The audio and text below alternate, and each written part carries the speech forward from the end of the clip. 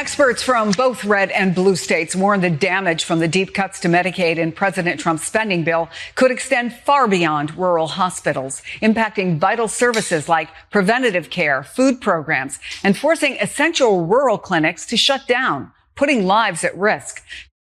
I grew up in Section 8 housing, relied on SNAP benefits, food stamps to have dinner on the table. I was a free lunch kid in public school my entire life.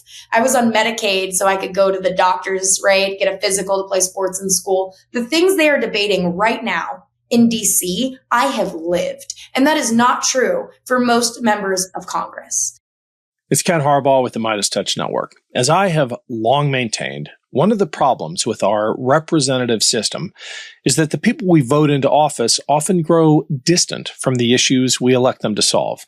And it's not as if those issues are going to get easier. Trump's big, ugly bill is poised to devastate the programs on which so many Americans rely, just so the ultra-wealthy can get their tax breaks. It's long past time that we start elevating Democratic candidates who understand at a visceral level what is at stake. Deja Foxx is that candidate for Arizona's 7th Congressional District. She is running in the special election there, and the primary is just days away. Deja is young, sure, but that does not mean she lacks experience. If anything, her life story as the daughter of a single mom on Medicaid gives her an edge. I think you'll agree. Here's our conversation. Welcome to the Ken Harbaugh Show. I'm joined today by Deja Foxx, who's running in the special election, the primary in Arizona's 7th Congressional District. We normally don't do primaries here, but Chris Goldsmith, who is a regular on this show, convinced me to make an exception. You got a bunch of fans, Deja, but Chris is at the top of the list. Tell us what's going on, why this race is important, and what it can teach us about the mood of the country at this moment when Trump is overreaching in ways we haven't seen in generations, in which he's abusing his power in ways the framers never even conceived of. Your election is an opportunity to gauge the sentiment of the American people about these kinds of things. That's right. My name is Deja Foxx, and I'm running in Arizona's 7th Congressional District. As you mentioned, it's a special election held because my member of Congress passed away in March. And what you need to know about this special election is that it is our first chance since 2024 at a federal level in some ways to make a statement on who we are as a party and as a country, if we've learned our lessons. I think one of the big themes coming out of that 2024 election was that our party has failed to have a conversation around age. It's a natural conversation in an election like the one I'm running in, brought to you because my member of Congress passed away. It is also a conversation about not red to blue, right? But who are we as a party?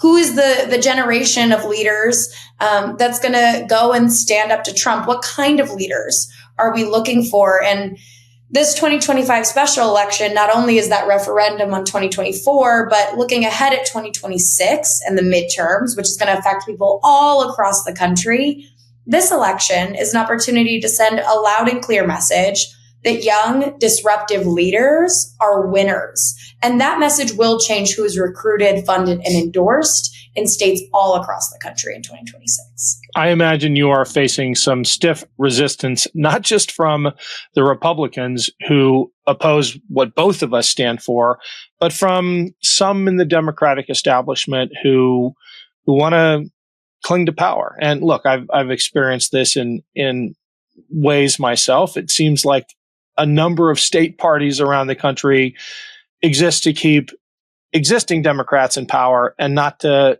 introduce more Democrats to power and get new Democrats elected. What are you seeing in Arizona? Yeah, there is a culture of selection over election. And it's true that a whole lot of folks in the Democratic establishment and party are afraid of primary elections, which are an essential function for getting the best candidates in the room, for giving people an opportunity to get engaged outside of, presidential elections, and bringing in new talent to this party. And so When I decided to get into this race, I had about 7 days after my member of Congress passed away to decide if I was even going to get into this. We had about 100 days total in the run. And so I had to make really quick decisions. But the biggest question I had to ask myself, and now in terms of my experience, I've worked behind the scenes of campaigns. I did digital strategy for Kamala Harris on her first presidential run in 2019 and in front of the cameras in 2024. I spoke at the DNC. I traveled through Arizona on the Reproductive Freedoms bus tour. But I had to ask myself, can I in good faith continue to work behind the scenes or in front of the camera if we don't give people a candidate that they can get excited about, that they can see themselves in, that they can feel hopeful about, right? I feel that our party has too often picked the most predictable option instead of what gives people a sense of possibility. And that's what we're seeing in our race. I'm running against someone who is the former congressman's daughter, has a legacy last name, inherited his fundraising list, his email list, right? And this race is calling into question our political systems, right? Questioning legacy last names and big dollar donors and their influence on our political system. Yeah, well, that makes the hair on the back of my neck stand up for a bunch of reasons. But I'm sure you face your own criticism, so I'll just put it out there in the open. What do you say when people come at you with, look, you are barely old enough to be a member of Congress, right? Isn't the constitutional requirement 25 years old? What gives you the needed experience to represent however many hundreds of thousands of Arizonians in CD7? Why are you ready to do this at the age of 25, and what makes you a better candidate? Let's put you up against the archetype, not the Nepo candidate. That to me is an easy call. But how do you respond to that? If the way we have always done things was going to get us out of this mess, it would have by now. Clearly, the way things have always been done isn't working. And that's because Donald Trump and these MAGA Republicans have changed the rules. And Donald Trump has been running for president since I was 15 years old. I know his game. In fact, I got my start, though I'm young, 25, advocating a decade ago. And it comes from a personal place. I was raised by a single mom. I grew up in Section 8 housing, relied on SNAP benefits, food stamps to have dinner on the table. I was a free lunch kid in public school my entire life. I was on Medicaid so I could go to the doctors, right, get a physical to play sports in school. The things they are debating right now in DC, I have lived. And that is not true for most members of Congress. To them, this is a line item on a spreadsheet, when to you, it is your ability to just get by. And I know it from the other side. Hey, it's Ken Harbaugh. Quick break to say thank you to everyone who's been following and supporting this show and this channel. None of it happens without you. And if you haven't yet subscribed to my Substack page, I'd really appreciate the follow. It's a great way to make sure you never miss an episode. It's free to sign up. And if you're able to pitch in a few bucks, every dollar goes back into the show. Just search for The Ken Harbaugh Show on Substack or click the link below. Thanks. When I was 15, I was homeless because my mom was struggling with addiction. I was alone. I ended up living with a boyfriend and his family. But at the very same time, I was taught a sex education curriculum, last updated in the 80s. It didn't mention consent. It was medically inaccurate. It was governed by something called no promo homo laws. It was taught, and you'll get a kick out of this, by the baseball coach. Like, come on. And if you ask yourself, okay, but how do we end up in situations like that? It is because elected officials, like the ones on my school board, one of whom I am running against in this race, avoid controversy at the expense of the people they represent, right? And so it took a young person like me showing up to these school board meetings, sharing vulnerable stories I never should have had to share in front of a room full of adults, bringing my friends along, our peers, our allies, our parents, our teachers. And after 6 months of organizing, We won a unanimous victory to rewrite the curriculum in Southern Arizona's largest school district. That was a decade ago. And I scaled up my work. Under the first Trump administration, I organized against Republicans who tried to defund Planned Parenthood centers here in Arizona where I got care when I had no money, no parents, and no insurance. And so I'm quick to tell people that I have a different kind of experience. I know power from the other side of the dais, and we need more activists in Congress right now. You mentioned that Donald Trump has been running for president since you were 15 years old. One of my concerns, and look, I'm a dad, I've got 3 kids. We talk about this all the time. One of my concerns is that as appalled as I am about the state of our country and the state of our politics, it's become normal by definition for people of your generation because it's all you've seen. This insane clown in the White House is actually by definition a normal president because he's basically all you've gotten to see. How do you think about that? How do you talk to people your age about how unusual, how anomalous this is in American history and why we have to fight it? Well, I think this is one of those generational rubs where there is just a fundamental misunderstanding. And I actually think I have to communicate in some ways to older generations what my generation is feeling and thinking, right? My generation saw Obama elected when we were 8, 9, 10 years old. It felt like anything was possible. And that makes sense in the head of a 4th grader, right? That if you do the right things, anything is possible.